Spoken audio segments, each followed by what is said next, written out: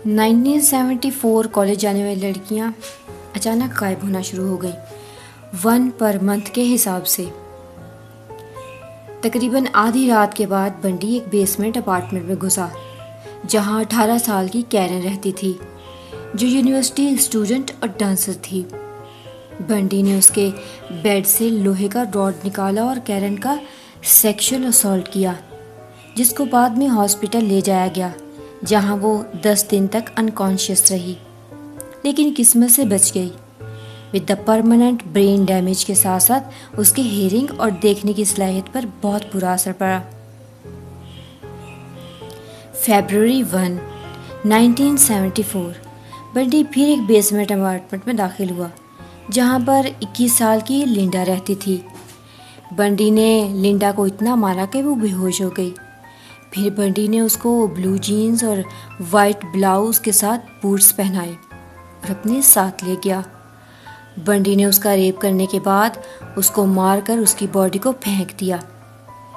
آن March 12، 1974 Donna, ایک 19 سال کی لڑکی جو اپنے کالج کیمپس سے ایک جیز کنسرٹ اٹینڈ کرنے گئی مگر واپس نہ آئی۔ آن اپریل 7، سوزن، 18 سال کی لڑکی جو شام کے وقت اپنے ہاسٹل روم کی طرف جاتے ہوئے غائب ہو گئی۔ سینٹرل واشنگٹن کی 2 فیمیل اسٹوڈنٹس نے پولیس کو رپورٹ کی کہ انہوں نے غائب ہونے والی یونیورسٹی اسٹوڈنٹس کو ایک آدمی کے ساتھ دیکھا تھا جس نے اپنے بازو پر ایک پٹی باندھی ہوئی تھی جیسے کہ اس کا بازو ٹوٹا ہوا ہو اور مدد کے لیے کہہ رہا تھا۔ اس کے پاس بہت سی کتابیں تھیں اور ایک وولکسویگن بیٹل۔ ٹیڈ بنڈی ایک سیریل کلر تھا جس نے 1970 کی دہائی کے دوران درجنوں خواتین اور لڑکیوں کو اغوا، زیادتی اور قتل کیا۔ 1 دہائی سے زیادہ کی ڈینائل کے بعد اس نے 1974 اور 1978 کے درمیان 7 ریاستوں میں 30 سے زیادہ قتلوں کا اعتراف کیا۔ Welcome to our crime channel it happened, جہاں ہم انسانی فطرت کے تاریک ترین پہلوؤں کو تلاش کرتے ہیں۔ آج ہم امریکہ کے سب سے بدنام زمانہ سیریل کلرز میں سے ایک ٹیڈ بنڈی کی بون چیلنگ، سائیکو اور شرمناک کہانی کو دریافت کرنے جا رہے ہیں، جہاں پر بنڈی نے اپنی ہینڈسم اور سویٹ پرسنالٹی کو دکھا کر کئی معصوم جانوں کو بے رحمی سے موت کے اندھے کنویں میں دھکیل دیا۔ معصوم لڑکیوں اور خواتین کو ذلیل، رسوا اور وحشیانہ طریقے سے ان کی زندگی ختم کر کے بنڈی کو خوشی، سکون، اپنے غالب ہونے کا احساس ہوتا تھا۔ So find out more about the most notorious psycho sex killer of America, ٹیڈ بنڈی، جس کا ریلیشن زندہ سے زیادہ ڈیڈ وومن۔ بروٹل اٹیک کی خبریں بڑھنے لگیں اور مسنگ وومنز کی جو نیوز تھی وہ ٹیلی ویژن نیوز پیپر میں گردش کرنے لگی۔ تھرو آؤٹ واشنگٹن لوگوں میں خوف بڑھ چکا تھا۔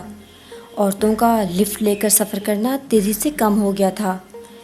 لا انفورسمنٹ ایجنسیز پر پریشر بڑھا تو انہوں نے انویسٹیگیشن سٹارٹ کی، لیکن کچھ خاص ثبوت نہیں مل رہے تھے۔ Further similarities between the victims were noted کہ زیادہ تر غائب ہونے والی لڑکیاں رات کے وقت غائب ہوتی تھیں جہاں پاس میں کوئی کنسٹرکشن کا کام ہو رہا ہوتا تھا۔ وکٹمز نے پینٹ یا بلو جینز پہنی ہوتی تھی اور بہت سے کرائم سینز پر ایک آدمی کو دکھا گیا تھا جس نے بازو کو پٹی سے لٹکایا ہوتا تھا اور اس کے پاس ایک وولکسویگن بیٹل ہوتی تھی جسے وہ ڈرائیو کر رہا ہوتا تھا۔ اور جو لڑکیاں غائب ہو رہی تھیں وہ young, attractive, white college students تھیں with long hair parted in the middle۔ تو حیرت کی بات یہ ہے کہ اتنا خطرناک کرمنل پکڑا کیسے گیا؟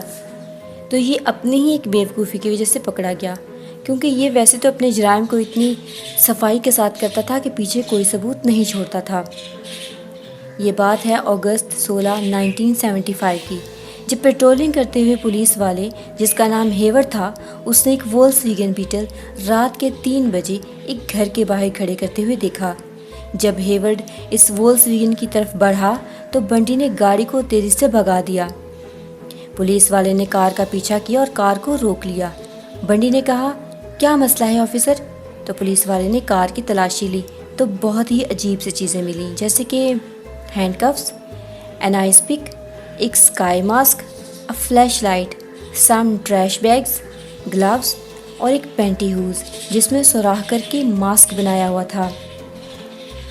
پولیس والے کو لگا کہ یہ سب چیزیں جو ہے وہ چوری کے لیے استعمال ہوتی ہیں، تو اس وجہ سے اس نے اسے گرفتار کر لیا۔ لیکن حیرت کی بات یہ ہے کہ جب پولیس والا اس کو گرفتار کر کے لے کے جا رہا تھا تو بنٹی نے کہا کہ کاش تم مجھے مار ڈالتے۔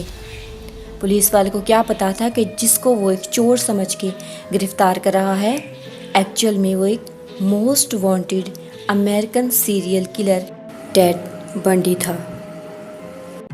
بنڈی کے مرڈرز کی ڈیٹیل بہت شاکنگ تھی۔ بنڈی اپنے وکٹمز کو یہ ریئلائز کرواتا تھا کہ اسے ہیلپ کی ضرورت ہے، یا وہ خود کو ایک با اختیار شخصیت مانتا تھا۔ وکٹمز کو اپنے جال میں پھنسانے کے لیے وہ جسمانی کمزوری کا بہانہ کرتا، پھر وہ اپنے شکار کو زیادہ ویران علاقے میں کھڑی گاڑی کی طرف راغب کرتا اور موقع پا کر شکار کے سر پر وار کر کے بے ہوش کرتا اور گاڑی میں ڈال کر ہتھکڑیاں لگا کر دور دراز علاقے میں لے جاتا اور جنسی زیادتی کرنے کے بعد مار ڈالتا۔ وکٹمز کو مارنے کے بعد بنڈی ان کی ڈیڈ باڈیز کو وزٹ کرتا اور کئی بار تو پوری رات ان لاشوں کے ساتھ رہتا اور ریپ کرتا جب تک باڈیز ڈیکمپوز نہ ہو جاتی۔ کم از کم 12 وکٹمز کے سروں کو باڈی سے الگ کیا اور پھر ان کٹے ہوئے سروں کو اپنے اپارٹمنٹ میں رکھا یادگار کے طور پر۔ کبھی کبھی بنڈی رات کے وقت گھروں میں گھس جاتا اور لڑکیوں کا گلا گھونٹ دیتا اور جنسی زیادتی کرتا۔ یہ سب کر کے اسے ایک عجیب سی خوشی اور سکون ملتا تھا۔ ٹیڈ کا بچپن سٹیبل نہیں تھا۔ وہ اپنے دادا دادی کو اپنا پیرنٹ سمجھتا تھا اور اپنی ماں کو اپنی بہن، کیونکہ ایسا اسے بتایا گیا تھا۔ اس کی ماں ایک ان ویڈ مدر تھی۔ اس کا دادا بہت ہی ظالم انسان تھا جو جانوروں کے ساتھ بہت ظلم کرتا تھا، جس کو بنڈی نے بچپن میں دیکھا تھا اور اسی وائلنس کے ساتھ وہ بڑا ہوا تھا۔ اس کی ماں جسے وہ اپنی بہن سمجھتا تھا، اس کے ساتھ اس کا ریلیشن اچھا نہیں تھا۔ ایک دن بنڈی نے اپنا برتھ سرٹیفکیٹ دیکھا جس پر فادر ان ناؤن لکھا ہوا تھا۔ اس نے اس کی دماغ پر بہت ہی برا اثر ڈالا۔ وہ عورتوں کو قابل اعتماد نہیں سمجھتا تھا اور جیسے ہی وہ ٹین ایج میں داخل ہوا تو اس کی ایک گرل فرینڈ تھی جس نے اس کو دھوکہ دیا تھا۔ الیکٹرک چیئر پر مارے جانے سے پہلے ٹیڈ بنڈی نے 50 سے زیادہ وومن کی ڈیٹیل چیف انویسٹیگیٹر کو بتائی۔ بنڈی نے کیسے ان کا مرڈر کیا یہ بھی بتایا۔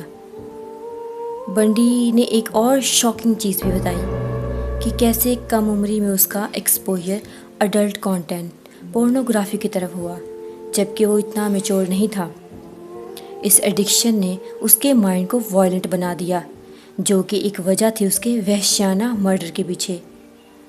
1989 on January 24 بدنام زمانہ سیریل کلر ٹیڈ بنڈی کو الیکٹرک چیئر کے ذریعے پھانسی دی گئی تو ہال کے باہر لوگوں نے اونچی آواز میں کہنا شروع کر دیا، برن بنڈی برن، اور یوں ایک موسٹ وانٹیڈ، درندہ صفت، وحشی، سائیکو اور انسانیت کو شرمندہ اور رسوا کرنے والا سیریل کلر اپنے انجام کو پہنچا۔